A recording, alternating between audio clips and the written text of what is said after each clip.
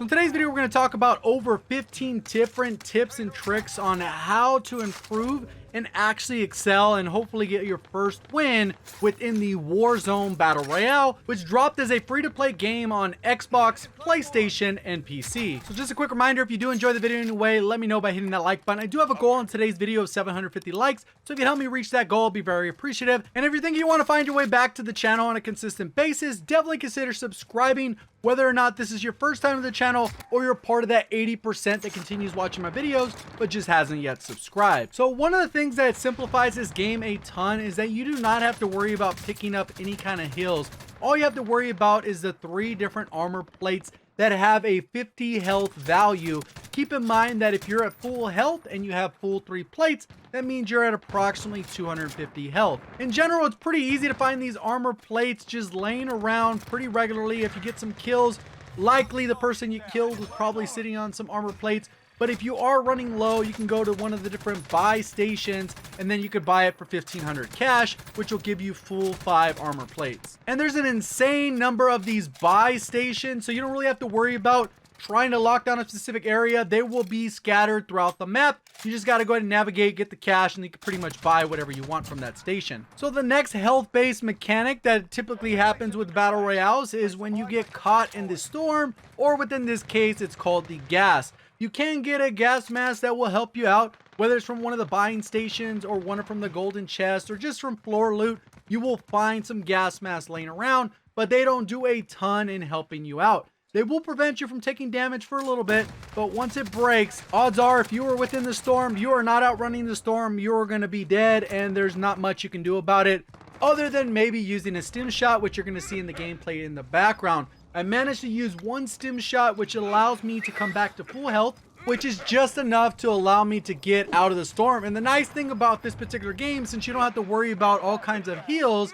the second you are out of the storm, it will allow you to regenerate your health after about 5 seconds. So one other common thing that I see a lot of people run into when it comes to battle royales is they get caught looting, and it's okay to loot when you need to loot. Let's say you land and you just have a couple pistols, but you're looking for a rifle. You should probably keep looting. If you've landed, you got the rifle, you got a sniper rifle, maybe that's your combo that you like to go with. Maybe you got an SMG, whether that's the MP5 or MP7. Basically, you're decked out, you got what you need. What I end up seeing a lot of my teammates do is they'll just continue looting and looting and looting. And the other downside with looting for too long is that your shot can get very cold, meaning that you're not going to be able to handle that recoil initially just because it's been too long between engagements.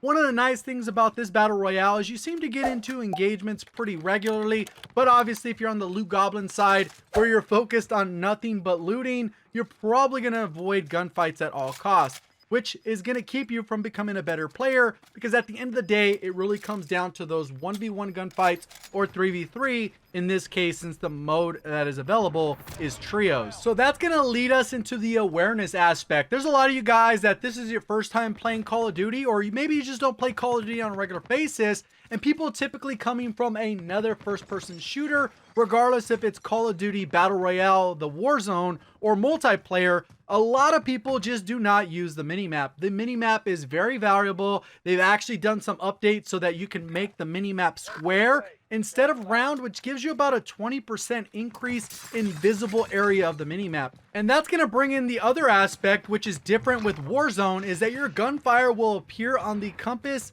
and the minimap as if you were within a certain range of an opponent. So you got to be very aware when you're going to attack a particular opponent that you are in a good position, because odds are with that gunfire being visible to everyone on the minimap within range, they are going to be coming to your area to third party you. That is at least a majority of players. Obviously some players are just going to avoid the gunfire completely, like I talked a little bit about earlier. But for the most part, you're going to see people going straight to that directions since they know exactly where you are and you don't know they are coming. So you got to be thinking a couple steps ahead. Look at where the zone is. Look at your positioning. Do you have an exit strategy in case this gunfight doesn't end quickly? Because that is the goal, to get into a gunfight, get out of a gunfight, and get to safety, kind of figure out where you're at, and then move on to the next gunfight.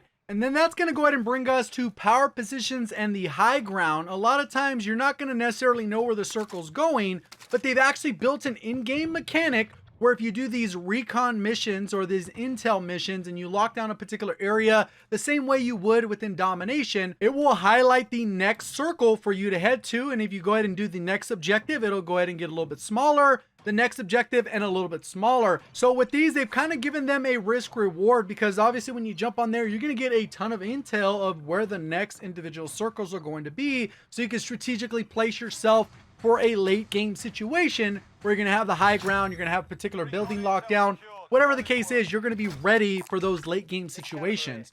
So in an attempt to kind of balance this out, anytime you jump on one of these individual objectives and it's starting to be captured, there is a little flare in the sky that people can see visibly in the area. So if they want to rush you during that moment, that is where you're going to be a little bit vulnerable, because they're going to know exactly where you're standing in that moment. And I would imagine the value of these is going to change over time, because currently when I jumped on these, there wasn't a lot of people coming to contest me or running to these particular areas. I think not enough players understand what that little flare in the air means, basically giving away my position. But I would imagine as time goes on, people are going to get better at spotting these individual cues and knowing that they should run at those for getting into engagements. The next thing to consider is the weapon choices based off ammo type. So with this, they've decided to bundle the rifles and the LMGs together in the same ammo type. So for whatever reason you're deciding to run a PKM in the M4, you're going to run out of reserve ammo that much quicker if you're getting into multiple engagements and not able to pick up more ammo. So one little thing with this is if you wanted to run a sniper rifle and a rifle, then they're going to pull from different ammo types. And that's regardless of the conversion kits. So if you decide to run the AUG with the 5.56 ammo and you're also using an M4 with the 5.56 ammo, it doesn't matter the ammo type.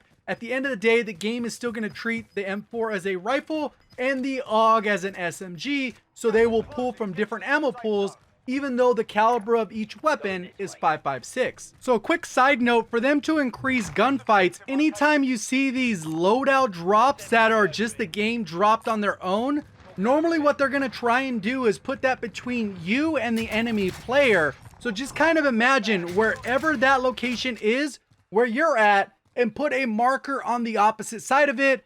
Odds are that's where the enemy players are coming from. So one other thing to keep in mind is if you decide to use the field upgrade for ammo and you drop an ammunition box, all it will drop is one ammo type, and it depends on whatever weapon you are holding currently. So ideally, you're going to want to switch to whatever weapon has less ammo before you open that ammunition box. I was hoping that once you place it down, you'd pick it up and it would give you ammo across the board. But after checking, it only did it for the weapon I was holding. So the next thing we'll talk about is probably one of the most underrated systems within the game, and that is the ping system. And it works pretty straightforward. If you see something, you ping it with whatever button designation you have, and then that will allow your teammates to know what is going on. If you happen to mark an enemy, it'll actually follow the enemy for a couple seconds so people can kind of track them as it moves. And I think that's a nice little touch, a little bit overpowered in some scenarios, but I think it does the job. So that's one way I think people use it. The other way is to mark stuff on the minimap, obviously where you're landing, if you're heading to a specific location.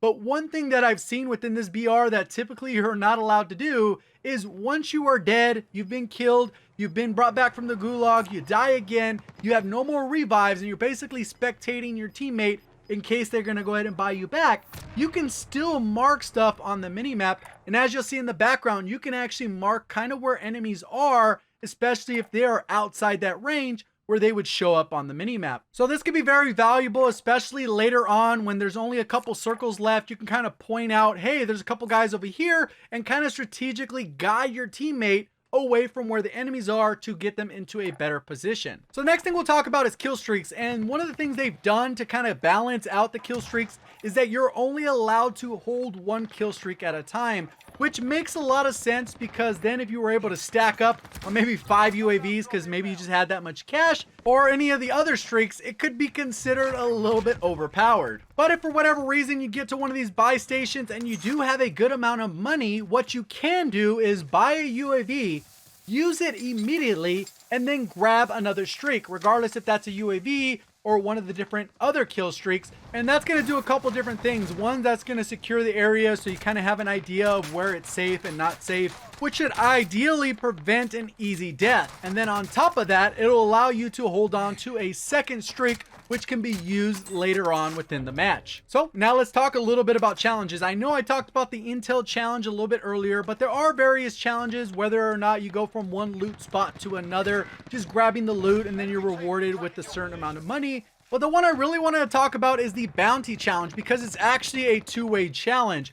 Obviously, if you're the one picking up the bounty and you're required to kill a specific target, it's going to tell you where that general area is. And as you get closer, the enemy player's threat level will increase, which is their way of knowing how close you are to actually trying to kill them. So in one of the matches, I landed and I got a quick kill, and then all of a sudden I had a bounty on my head immediately, but I hadn't even had a chance to loot up. So what I decided to do is just get the heck out of the area, run that timer down, and I ended up getting a ton of cash, which I was able to use to buy back one of my teammates and to buy the custom loadout drop for my entire team. So once that came down, all of us were fully kitted with the loadouts that we prefer. So that's just something to keep in mind. If you're going to pick up one of those bounties, make sure that you're able to take that person out. And if somehow you're targeted, you could actually counter them by paying attention to that threat level, or just get out of the area so you can run down that timer and just get a little bit of free cash. And another side note, if you want to just stack up on cash, challenges are a great way to do it, because you're going to end up looting from spot to spot, because it tends to tell you go from here to there to there to there. And if you actually do multiple challenges consecutively within one match, you get bonus money for completing it, which could definitely help down the road if one of your teammates downed and you need to buy them back. And some of the matches we're able to get to like $20,000-$30,000 in cash, and we were just able to sit on that whether or not we needed streaks, player buyback, or whatever else we needed from the buy stations. So that should get you guys started. Depending on how much you guys like this video, I'll probably do a follow-up video, how to win more gunfights, and maybe some more advanced tips. But it really comes down to what you guys think of the video down in the comment section below. If you did enjoy the video anyway, let me know by hitting that like button. I do have a goal of 750 likes, so if you can help me out with that, I'd be very appreciative. And if you're brand new to the channel, or you're part of that 80% that keeps on watching my videos but forgets to subscribe, definitely remember to subscribe if you made it to this point in the video. See you guys on the next one. Thank you for watching. As always, have a great day.